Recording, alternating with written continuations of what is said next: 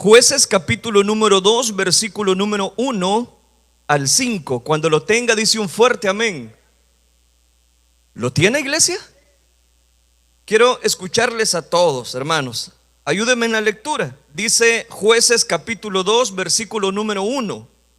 El ángel de Jehová subió de Gilgal a Boquín y dijo: yo os saqué de Egipto y os introduje en la tierra de la cual había jurado a vuestros padres, diciendo: no invalidaré jamás mi pacto con vosotros. Versículo 2, ayúdame, más fuerte, hermano.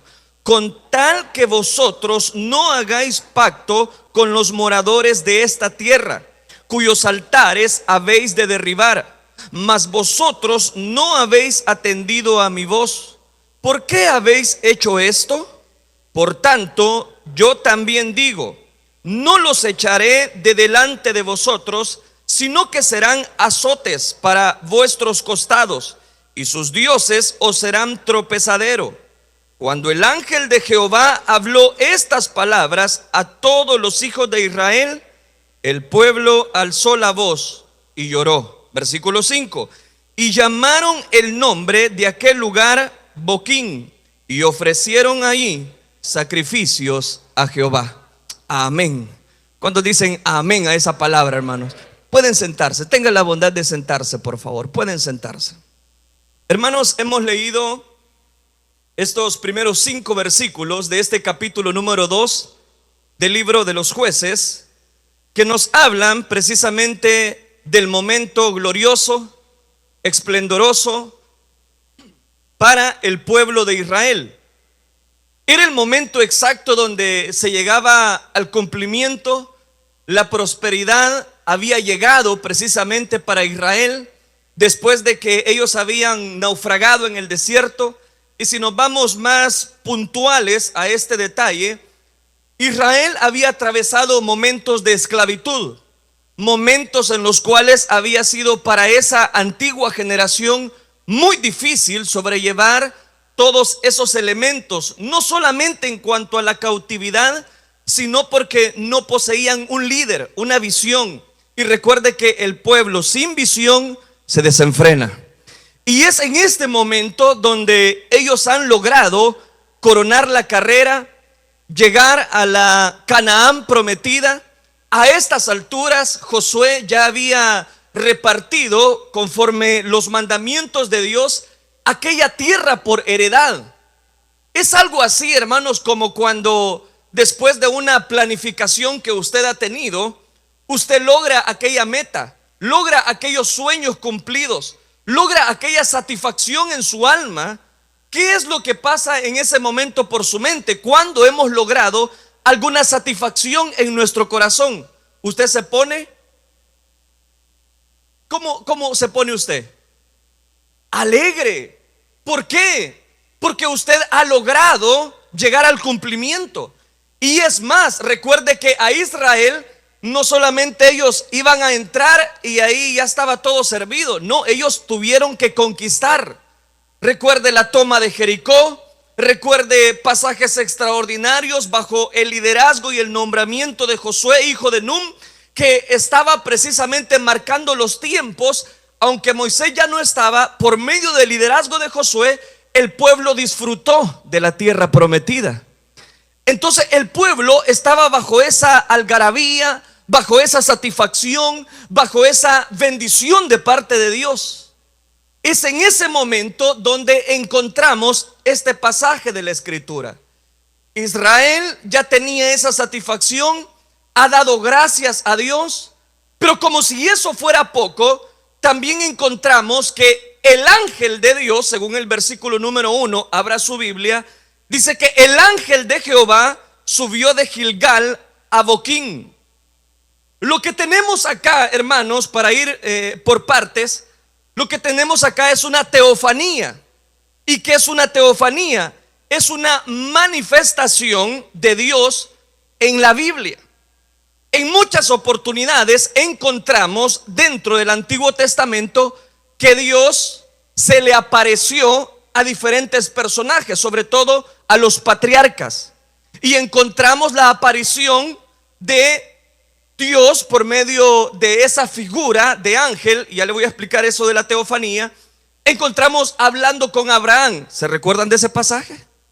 También hemos estado estudiando dentro de las células los desiertos. Y en esos desiertos también como Dios se le apareció en forma de ángel para ayudarles a aquellas personas. Solamente ese hecho era trascendental para esas personas. Y ahora le explico un detalle interesante. Que el ángel de Jehová, a la cual en este pasaje, libro de los Jueces, capítulo 2, hace referencia, es muy probable que este es Dios mismo. ¿Por qué razón? Porque apareciendo en forma humana, hay apariciones frecuentes que nosotros vamos a encontrar como los ejemplos ya mencionados, el cual nos indica que es Dios, pero es la segunda persona de la Trinidad, Jesús. Y quiero que aquí me preste bien su atención, porque ¿cómo es posible, dirá alguien, que Cristo Jesús, antes de nacer en Belén, ya tenga apariciones en el Antiguo Testamento? Por eso quiero que me preste su atención. Y es este ejemplo que le estoy mostrando, eso es la teofanía, que ya no es un ángel, sino es el mismo Hijo de Dios encarnado bajo un mensaje principal. Y este es el detalle, que cada vez que Dios envía un mensaje, ya sea por medio de un ángel o que Él mismo se encarne en un cuerpo, este es el detalle, que siempre iba implícito un mensaje principal. ¿Sí o no? Este es el detalle. Ahora, asumiendo que esto fuese una aparición específicamente divina, como el autor lo quiere precisamente mencionar, ya se lo voy a mostrar, es en este momento donde podemos llegar a una conclusión, que este personaje al cual Jueces capítulo 2 versículo número 1 hace referencia al ángel de Jehová, está hablando de Cristo Jesús. ¿Por qué? Porque hay dos formas de poder tener la seguridad y la certeza de lo que le estoy diciendo, y que no era un ángel. Porque podemos mencionar dos aspectos. El primero de ellos es que este ángel va a reclamar la divinidad al decir que él fue el que sacó a Israel de la esclavitud en Egipto. Por eso es un argumento fuerte que esta es una teofanía, que es Cristo Jesús diciendo que no es un ángel, sino es el Cristo Jesús diciendo: es que yo lo saqué de la esclavitud en Egipto. ¿Están acá, verdad, hermanos? Eso también podríamos mencionar, que en Egipto quien hizo un pacto con Israel era este Dios. Amén. Y podemos mencionar este segundo aspecto, que por medio de esta persona que aparecía en forma humana o corporal a Israel, no puede ser el Dios Padre, sino el Dios Hijo. ¿Por qué no puede ser el Dios Padre? Porque el Padre está escrito en el Nuevo Testamento, y es Pablo que va a ampliar ese detalle en la primera carta del apóstol Pablo a Timoteo, capítulo número 1, versículo 17, diciendo que ese Dios es un Dios invisible. Amén. Y el segundo elemento por lo cual estoy asegurando que era Jesús encarnado y no era un ángel, ni tampoco puede ser Dios Padre, porque también primera de Timoteo capítulo número 6 versículo número 16 nos declara: y en quien ninguno de los hombres ha visto y puede ver a ese Dios. Amén. Mire, los veo un poquito dudosos, hermano, pero es así. Es más, si quiere, busquémoslo para que usted lo corrobore esto que estoy mencionando. Busque un valiente en este momento la primera carta del apóstol Pablo a Timoteo, capítulo 6, versículo número 16. Vamos, búsquelo, porque quiero dejarle esa verdad, sentar una base específicamente. Primera de Timoteo, capítulo 6, véalo conmigo, versículo número 16. Dice la palabra de Dios: el único que tiene, ¿qué dice? inmortalidad, que habita en luz inaccesible, a quien ninguno de los hombres que dice ha visto ni puede ver. Está hablando de Dios Padre, al cual sea la honra y el imperio y el sempiterno. Dice amén. Está sentando una base que a Dios Padre no lo habían podido ver. ¿Por qué? Porque Él es Dios y no hay más, dice Isaías también. Entonces aquí está haciendo una referencia en este libro de los Jueces, capítulo número 2, al ángel de Dios como a Cristo Jesús. Porque Él es el que se da esos atributos, que ya se lo voy a mencionar en el libro de los Jueces, el cual en este momento Él va a mencionar, y que a estas alturas pues yo ya se los mencioné. Entonces, ¿qué tenemos acá? Lo que tenemos es algo extraordinario, hermanos. Porque cuando Jesús ocupaba la teofanía, en primer lugar quería dejar un mensaje claro. No era como cuando Él se le apareció, por ejemplo, a Abraham y le dijo que sería incontables, innumerables, como las estrellas del mar, su descendencia. Están acá, hermanos. Pero se lo hace a una persona. Jacob mismo, cuando luchó, se le apareció a una persona. Pero acá está hablando que Dios se le va a aparecer a todo Israel. ¿Qué es lo que va a romper la regla de Dios? ¿O cuál es el mensaje trascendental que Él tiene que comunicar, como para que Él no pueda mandar un mensajero? Recuerde, capítulos atrás en el libro de Josué se ha aparecido un ángel precisamente con una espada para decirle: yo estaré con ustedes, vayan y conquisten, que yo los voy a proteger en esa ciudad. Y ahí estaba. Pero ahora resulta que el Señor, el mismo Hijo de Dios, por medio de esta teofanía, quiere declarar un mensaje. Y el mensaje era trascendental para el pueblo, y a lo cual nosotros debemos prestar mucha atención, por lo cual Él específicamente va a elaborar en este momento un análisis de lo que Israel en este momento estaba viviendo. Recuerde, ha recibido la tierra por heredad. Después de tantos años de cautividad y naufragio en el desierto, ahora ellos podían disfrutar de las bendiciones que Dios tenía en esa tierra prometida. Amén. Eso es lo que tenemos. Ahora bien, detrás de esta presentación de este ángel, de este Cristo, lo que encontramos es que Dios va a hacer un censo en cuanto al diagnóstico de cómo Israel estaba viviendo. Y no solo eso, sino que si usted lo nota en el versículo número 2, parte final, Él les hace una pregunta: ¿por qué habéis hecho esto? ¿Me está siguiendo en la lectura? Ahí lo dice, parte final, versículo número 2. ¿Por qué habéis hecho esto? A manera, y esta es la regla de Dios, que cuando Él va a corregir algún aspecto dentro de su pueblo, Él siempre, por su misericordia, por su gracia, siempre va a elogiar aquellos elementos primero, para que aquella persona, de alguna manera, diciéndolo en palabras salvadoreñas, digiera el mensaje. Entonces, ¿qué es lo que va a hacer? Va a elogiar y va a recordarles los aspectos que ellos tienen en este momento antes de llegar a la corrección. Es interesante cómo Dios corrige, porque casi siempre que nosotros queremos señalar algún aspecto de alguna persona o corregir a nuestros hijos, casi siempre no elogiamos a nadie. Vamos de un solo a la raíz y a corregir el problema, casi siempre.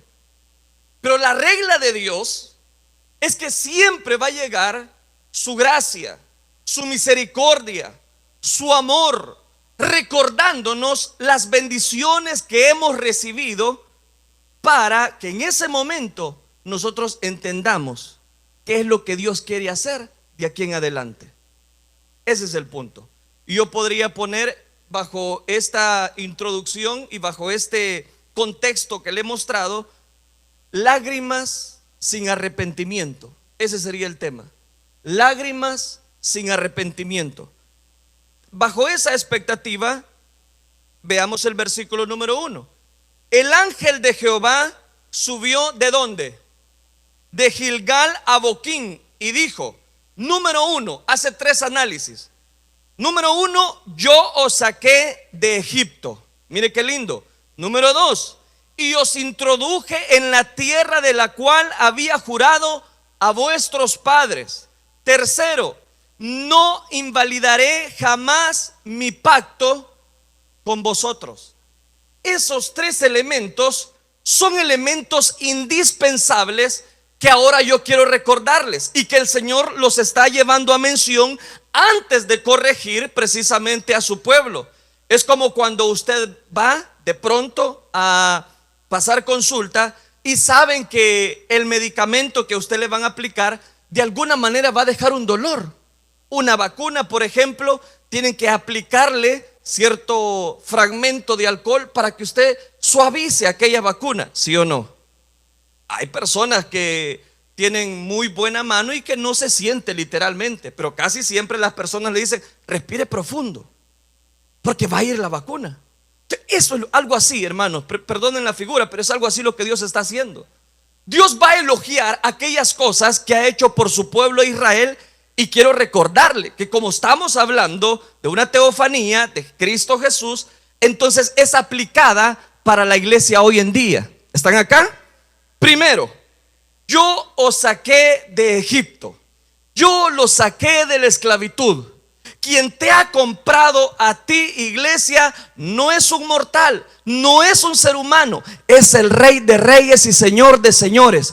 Cuando estábamos perdidos, cuando vagábamos sin rumbo y sin dirección, y diciéndolo más bíblicamente, como lo dice el apóstol Pablo a la iglesia de Éfeso, antes erais tinieblas, mas ahora sois luz en el Señor, andad como hijos de luz. Les está recordando, les está diciendo, quien los sacó de Egipto no fue la capacidad militar que ustedes tenían.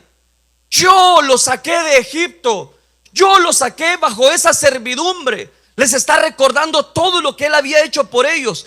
Nunca, hermano, nunca se te debe de olvidar de dónde Dios nos sacó. De tal manera que ahora el apóstol Pedro nos dice, vosotros sois real sacerdocio, nación santa, pueblo adquirido por Dios, llamados a anunciar las virtudes de aquel que nos llamó de las tinieblas a su luz admirable. ¿Cuántos dicen un fuerte gloria a Dios en esta hora? Es que Dios nos compró cuando nadie, hermanos, cuando nadie podía dar algo por nosotros, cuando todos estábamos muertos, y los muertos no buscan a Dios, cuando estábamos esclavizados en el pecado y la paga del pecado es muerte, cuando estábamos en esa condición, apareció el Cristo bendito de la gloria para agarrarnos, no importando que tuviésemos el corazón hecho pedazos, siendo esclavos de cualquier vicio.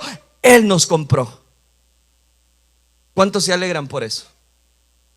Israel tenía la seguridad que quien lo había sacado era Dios de esa esclavitud. Ahora vea este segundo detalle. Es el patrón de Dios que les está hablando. Y dice el segundo detalle: y os introduje, siempre en el versículo número 1, en la tierra de la cual había jurado a vuestros ¿qué? A vuestros padres. ¿De qué les está hablando en este momento? Déjelo hasta ahí. ¿De qué les está hablando? De que todo lo que ellos tenían,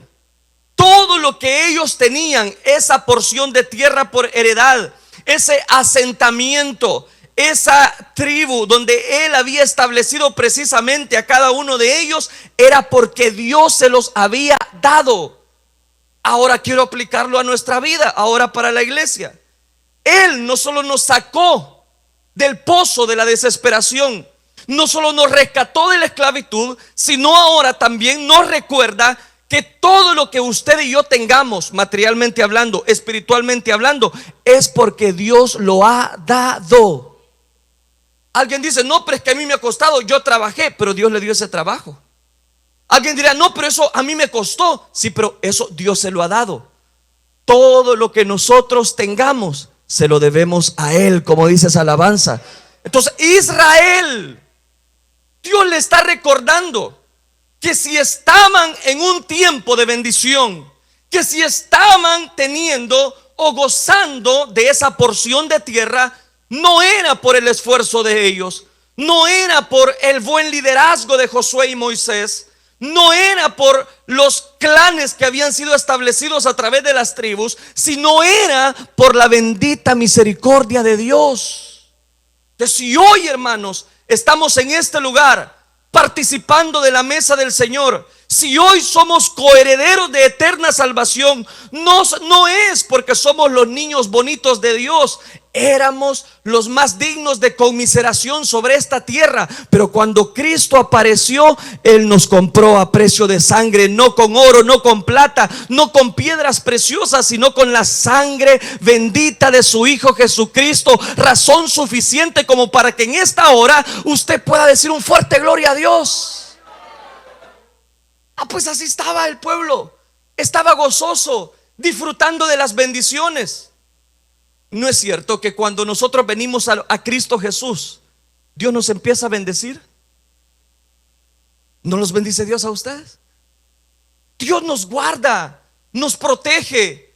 Él tenía que mandar bajo siempre ese liderazgo en el naufragio del desierto, la columna de fuego, la nube. Y ahí estaba representando la guianza para el pueblo. Usted, iglesia, hoy también no necesitamos de una nube o de una columna de fuego. El Espíritu Santo nos acompaña donde quiera que vayamos. El Espíritu Santo nos está acompañando. ¿Sí o no? Amén. Entonces, esto es lo que Dios les está diciendo. Ahora vea esto. Él les dice, tercer elemento: esta tierra es la que juré a vuestros padres y yo les he bendecido.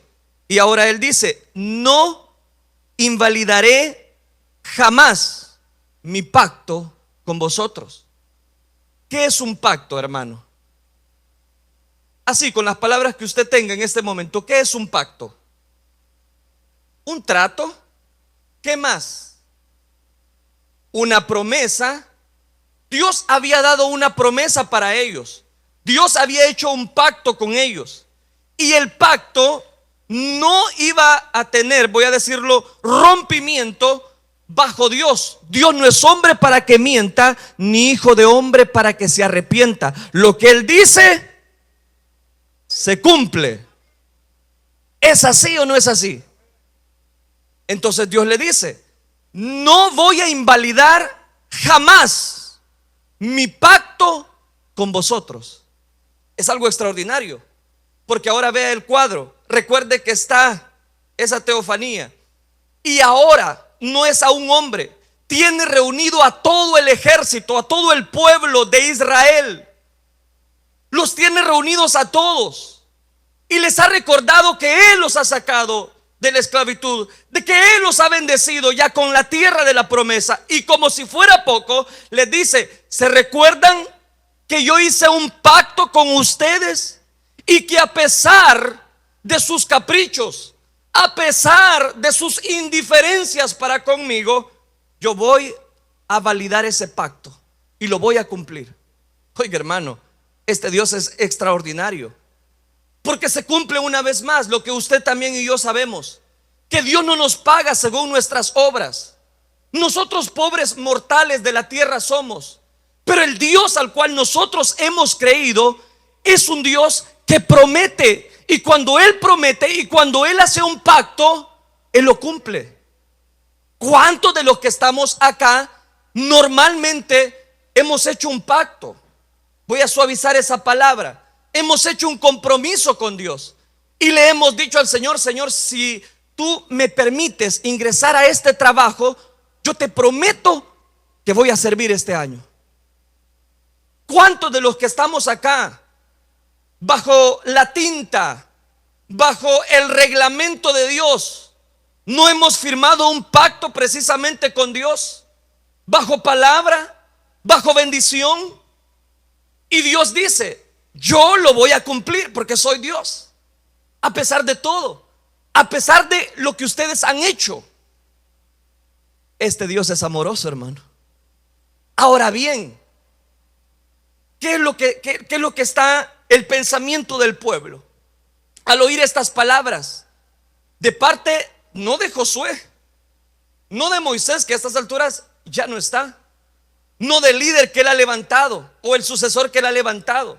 No, es el mismo Cristo bajo un cuerpo representativo, si usted me lo permite, que él está hablando a la vista de todo el pueblo. Y ahora le voy a poner otro detalle interesante, que normalmente al ser humano no nos gusta. Me voy a incluir para que nadie se sienta mal, que nos llamen la atención. Está bien llamar a esta persona, mire, doña Consola, fíjese de que usted ha cometido un error. Nunca es lo mismo que yo le llame la atención de manera personal, ¿sí o no? A que ahora lo haga general, a la vista de todo el pueblo. ¿Y qué es lo que Dios va a reclamar en este momento? Antes de ver lo que va a reclamar, dice el versículo número 2: con tal que vosotros, síganme en la lectura por favor, con tal que vosotros no hagáis pacto con los moradores de esta tierra, cuyos altares habéis de derribar, mas vosotros no habéis atendido a mi voz. Y les pregunta, ¿por qué habéis hecho esto? Y note, antes de reclamar, los ha elogiado, les ha recordado las bendiciones con las cuales ellos estaban gozando. Les ha recordado el pacto principal que ellos habían hecho. Por cierto, hay varios pactos, pero le voy a dar los más representativos y el tiempo ya no me da. Éxodo 34, ahí está un pacto. Otro está en Deuteronomio, en términos generales es el mismo. Pero ahí estaba el pacto. Pero como no puedo extenderme por el tiempo, había un pacto. Y cuando Dios dice algo, yo te voy a bendecir, Él nos bendice. Y cuando Dios te dice, yo te compré a precio de sangre, es porque Él dio su vida por usted y por mí. Y cuando Él dice, no, si es que yo te voy a rescatar, yo te voy a proteger, yo te voy a dar lo que tú me estás pidiendo, es solamente que camines en rectitud y en obediencia. Ahora ve este detalle, hermano. La situación estaba así. Dios ya había mencionado cuál fue la reacción del pueblo ante lo que Dios le estaba mostrando ya en el versículo número 2, porque les está diciendo que Él iba a cumplir el pacto si ellos no hacían pacto con los moradores de esa tierra. Ahora, por cuestión de tiempo, le pregunto, ¿qué pasó? ¿Cumplieron el pacto Israel? ¿El pueblo de Dios cumplió ese pacto? Dígalo fuerte, ¿sí o no? No, no lo cumplió.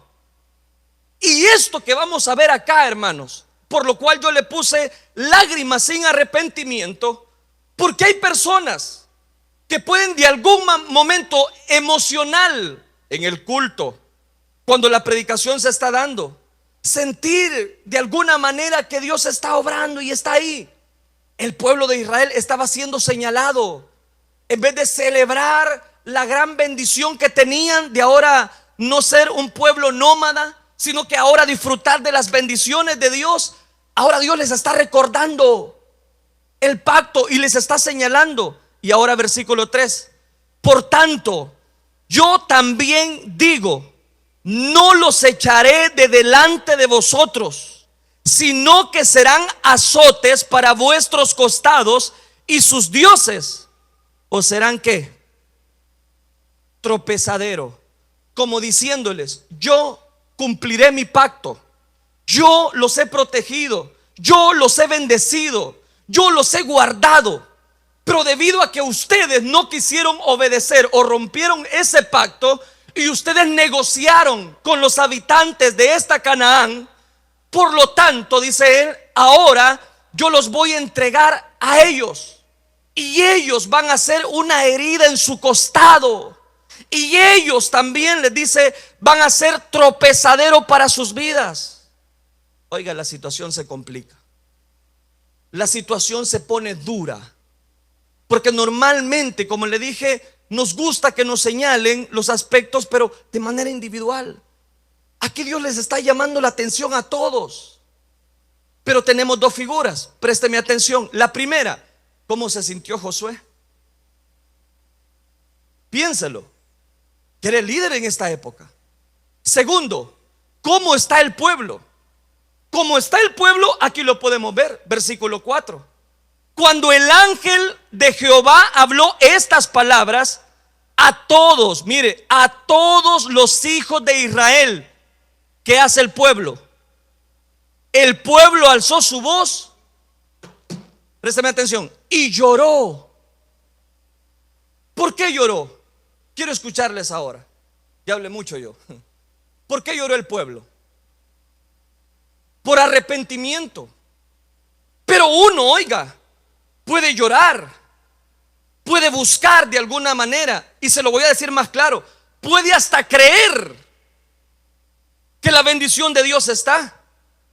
Pero Santiago dice que hasta los demonios creen y tiemblan ante la presencia de Dios.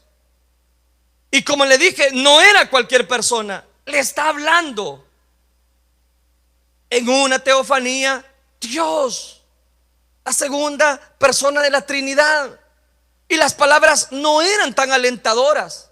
Cuando aquel pueblo oyó esas palabras, que ese pueblo le iba a ser un pueblo que le iba a perjudicar, lo iba a herir en su costado. Y también le dice, cuando ese pueblo va a ser como tropezadero para ustedes. Era razón suficiente como para que todos dijeran: Señor, perdónanos. Y ciertamente, al mostrar esas lágrimas, porque dice que el pueblo está llorando, es en ese momento, hermanos, donde uno dice, y el pasaje va a cerrar y va a decir: gloria a Dios, y tremenda la cosa. Pero no, solo pasaron pocos días para que vea lo que dice el versículo 11, siempre en este capítulo número 2. Véalo, ¿qué dice? Versículo 11, capítulo 2 de este Jueces. Solo ha pasado el entierro, se lo voy a poner más claro, solo ha pasado el entierro de Josué. Y vea lo que pasa, versículo 11. Después, pero quiero que lo leamos todos. Después los hijos de Israel hicieron lo malo ante los ojos de Jehová, y sirvieron a quienes, a los Baales. Y sigamos, dejaron a Jehová, el Dios de sus padres, que los había sacado de la tierra de Egipto, y se fueron tras otros dioses, los dioses de los pueblos que estaban en sus alrededores, a los cuales ellos y provocaron a ira a quién. Y si todavía no le quedó claro, 13. Y dejaron a Jehová y adoraron a quién, a Baal y a Astarot. Hermano, el pueblo estaba llorando, ha sido recriminado, el mensaje ha sido lapidario para ellos, los ha adornado, les ha recordado todo lo que Él ha hecho por ellos, y les ha dicho que ese pacto Él lo va a llevar a su cumplimiento. Eso me hace pensar de cuántas veces la iglesia del Señor no hemos hecho compromisos a ciegas con Dios, pero no los hemos cumplido, en primer lugar. En segundo lugar, también puedo ver un pueblo que está llorando, que está clamando, porque la sentencia ha sido dada. Y es más, puedo aplicarlo de una manera más directa. ¿Cuántas veces nosotros hemos sentido la presencia de Dios? ¿Cuántas veces al salir de este lugar nosotros no nos hemos ido bendecidos? Cuando dicen amén. ¿Cuántas veces nosotros hemos sentido que la misma presencia de Dios ha tocado nuestro corazón? ¿Cuántas veces nosotros hemos sentido que verdaderamente Dios se movió en la alabanza y sentí algo extraordinario, especial? Y qué decir, cuando vino la palabra, yo sentí que Dios estaba hablando a mi corazón. No sé si le ha pasado. Así estaba el pueblo. Y al final de todo el discurso lloró. Pero ¿qué pasó? Pasó un tiempo y el pueblo, ¿qué hizo? ¿Qué hizo? Le da pena decirlo. Hicieron lo malo. Y lo dice, dejaron a Jehová, el Dios de sus padres, y prefirieron seguir a sus Baales. Y ahora, oiga, este es el punto. Que hasta hoy en día, hermanos, el ciclo repetitivo se vuelve en las personas. ¿Cuántas personas que se proyectaban para mucha bendición, que nosotros los hemos visto derramar lágrimas de bendición, pero fallan, pero caen, pero se meten en situaciones de problemas difíciles? ¿Por qué no decirlo? Hasta alejarse de Dios mismo, invalidando el pacto que Dios ha hecho con nosotros. Adornémoslo un poquito más. ¿Qué de aquellos que cambian su primogenitura? Puedo mencionar por el tiempo cinco ciclos que se van a vivir a partir de este momento que Dios les ha dicho el cumplimiento del pacto. El primero, la rebelión contra Dios. El pueblo se iba a rebelar de una manera, que le digo, lapidaria. El segundo ciclo que se va a vivir de aquí en adelante es que ese pacto iba a ser invalidado por esas naciones vecinas que iban a oprimir al pueblo de Israel. El tercer ciclo que se va a vivir en este momento es que Dios va a tener que levantar un juez que sea temeroso de él para que marque los tiempos. Y eso nos presenta el cuarto ciclo, que Dios tenía que levantar un juez cada cierto tiempo, como Sansón, como Sangar, como Jefté, y todos esos personajes de renombre que encontramos de aquí en adelante en el libro de los jueces. El problema era que cuando ese juez ya no estaba, el pueblo nuevamente se desenfrenaba y volvía a los Baales. El quinto ciclo, para completarle el cuadro, es que nuevamente ellos tenían que buscar la presencia de Dios cuando se estaban ahogando, cuando ya sentían que ya no podían nada. Y ahí aparece en escena un hombre como Gedeón, que normalmente llegaban los ciclos de cautiverio y llegaban precisamente los madianitas, y aquel estaba sacudiendo en el lagar, en esa encina, estaba sacudiendo precisamente el producto para poder esconderlo de los madianitas, para que no se los llevaran y no tuviesen cómo sembrar para la cosecha del otro año. Entonces, cuando los madianitas llegaban, se robaban todo. Para poder tener cosecha para el siguiente año, ellos tenían que almacenarlos, guardarlos antes que los madianitas les saquearan todo. En ese momento aparece el ángel de Dios nuevamente. Jehová está contigo, guerrero valiente, le dice. Gedeón le dijo: si Jehová está conmigo, ¿por qué nos ha sobrevenido todo esto? ¿Y dónde están las maravillas que nuestros padres nos contaron? ¿Dónde están todas aquellas cosas que atravesaron ellos en el desierto y la mano de Dios los sostuvo? Si Jehová está conmigo, entonces ¿por qué nos ha sobrevenido todo esto? Les había sobrevenido porque ellos habían fallado al pacto de Dios. Hermano, las lágrimas no mueven a Dios. Las lágrimas sin arrepentimiento no mueven la mano de Dios. Es más, hay personas que pueden tener emociones del momento, pero tampoco las emociones mueven la mano de Dios. ¿Qué es lo que mueve la mano de Dios verdaderamente? La Biblia dice que al corazón contrito y humillado, el Señor nunca lo va a despreciar. Quiero darle algunos ejemplos de personas que tuvieron el privilegio de ver la mano de Dios, pero que no se arrepintieron a tiempo y que lloraron amargamente, pero que no tuvieron a tiempo su arrepentimiento. Éxodo capítulo 9, versículos 27 y 28, hablando de Faraón. En el momento exacto donde Dios está enviando señales. Y dice Éxodo capítulo 9, versículo 27. Entonces Faraón envió a llamar a Moisés y a Aarón y les dijo: he pecado esta vez, Jehová es justo. Oiga las palabras de Faraón.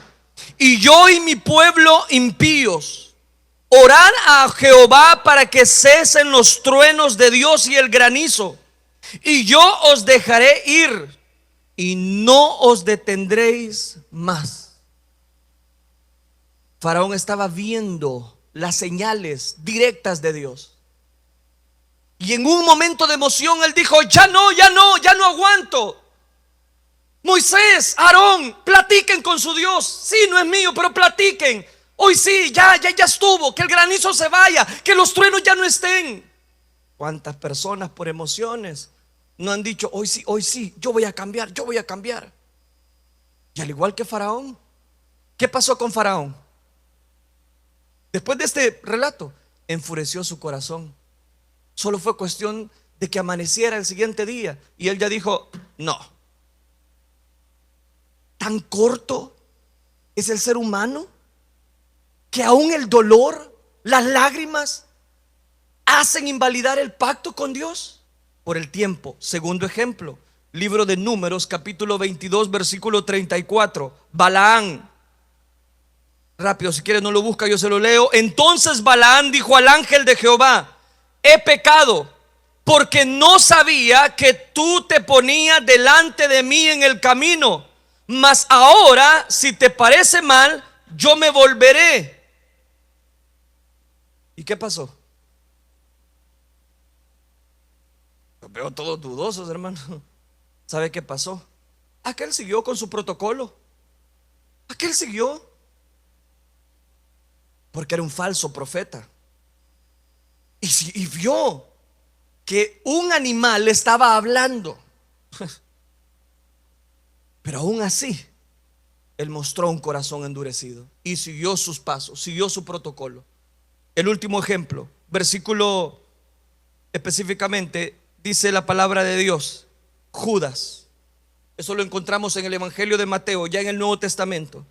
Entonces Judas, el que había entregado al Señor Jesús, viendo que era condenado, hasta entonces Judas, cuando ya vio que era condenado, devolvió el Señor arrepentido las 30 piezas de plata a los principales sacerdotes y a los ancianos, diciendo: yo, eso lo dijo Judas, yo he pecado entregando sangre inocente. Mas ellos dijeron: ¿qué nos importa a nosotros? Allá tú. Y arrojando las piezas de plata en el templo, salió, se fue y se ahorcó. Tan lejos, tan cerca de Cristo, tan lejos del pacto. ¿Cuántas personas no nos hemos comprometido con Dios? Y hemos, al igual que Israel, llorado en la presencia de Dios. Pero ¿cuántos de los que estamos acá no le hemos fallado a Dios? Yo le he fallado a Dios. Todos los que estamos acá le hemos fallado a Dios. Y Él, a pesar de su ingratitud, mi ingratitud, a pesar de su indiferencia, a pesar de que le damos la espalda directamente a Dios, a pesar de que muchas veces nos hemos prostituido como iglesia, a pesar de todos esos elementos, la misericordia de Dios está para nuestras vidas. La misericordia sigue tocando. La misericordia sigue hablando. La gracia de Dios insostenible tocando a la puerta de nuestro corazón. La gracia de Dios ministrando nuestras vidas. A pesar de que quizás hemos derramado quizás indiferencia, actitudes, voy a decirlo de esta manera, ingratitudes contra Dios. A pesar de todo eso, en cada culto Dios envía su misericordia, su gracia para apacentar a su pueblo, para sentir sus caricias, para sentir su ternura. Así estaba Israel. Entonces, ¿qué necesitamos, hermanos? para que no nos pase, en primer lugar, lo que a Israel le pasó. Y en segundo lugar, no solamente derramar lágrimas de emocionalismo o de en ese momento estamos ahí tocados por alguna razón, por la necesidad que tengamos, por lo que sea. Lo que Dios quiere es un corazón contrito y humillado, al cual Él nunca lo va a despreciar. Quiero terminar diciéndole lo siguiente: las lágrimas de un joven comenzaron a salir.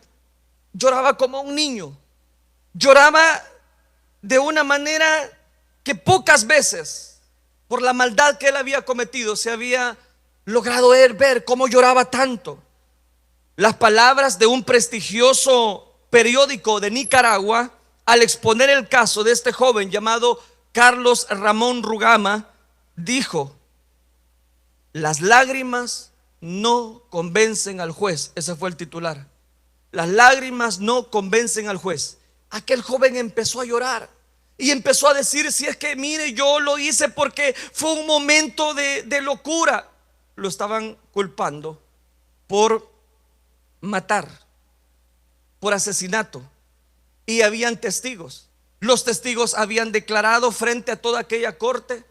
Aquel jovencito empezó a llorar, pero las lágrimas no convencieron al juez. ¿Qué es lo que convence al Rey de Reyes y Señor de Señores? Un arrepentimiento sincero, un arrepentimiento en el cual nosotros buscamos completamente la presencia de Dios. Solo le voy a decir esto: ¿qué pasó con este joven? Pues tuvo que pagar su condena. Quiero decirte algo, iglesia: tu condena, tu pecado ya fue pagado en la cruz del Calvario. Cristo Jesús pagó por ti, por ti, por ti, por ti. Y por eso hoy recordamos los padecimientos a través de ese sacrificio, participando de la mesa del Señor.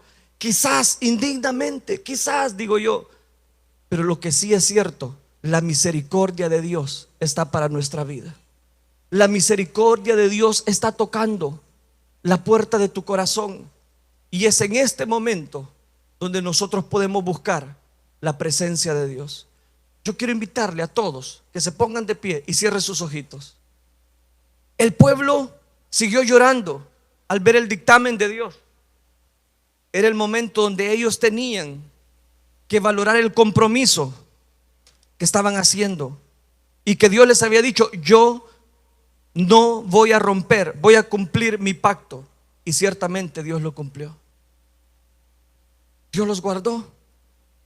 Sabes, Dios te ha guardado hasta este momento. Nos ha guardado, nos ha dado salud, nos ha dado la vida.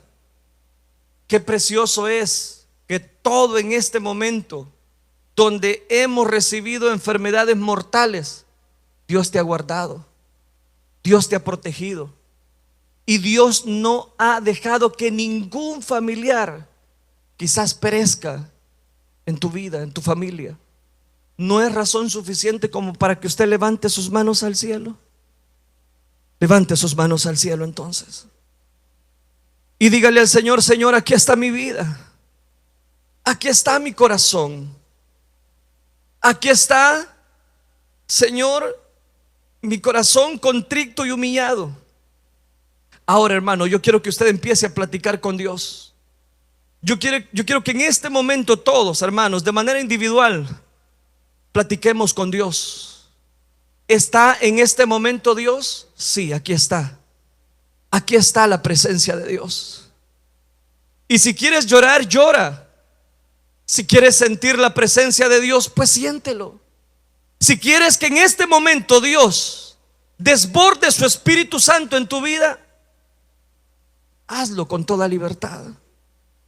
Porque ni te imaginas lo que Dios quiere hacer con tu vida en este momento. Yo quiero que con autoridad tú levantes tus manos al cielo y le digas al Señor: Señor, aquí vengo delante de ti, aquí vengo delante de tu presencia, aquí vengo buscando socorro, aquí vengo buscando misericordia.